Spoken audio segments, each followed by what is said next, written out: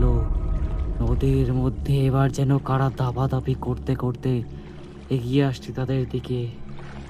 হ্যাঁ, সত্যি নদীর জলে হুশ করে পানকৌড়ির মতো ভেসে উঠে আবার যেন ডুব দিয়ে মিলিয়ে যাচ্ছে।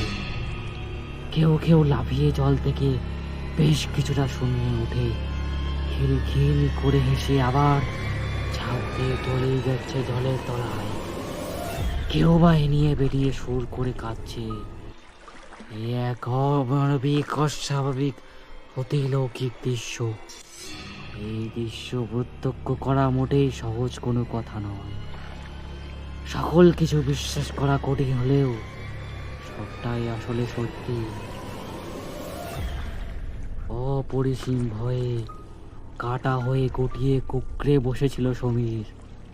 ওর হাত পা সহ দেহের প্রতিটা অঙ্গ প্রত্যঙ্গ যেন চিরকালের মতো অবশ হয়ে যাচ্ছে।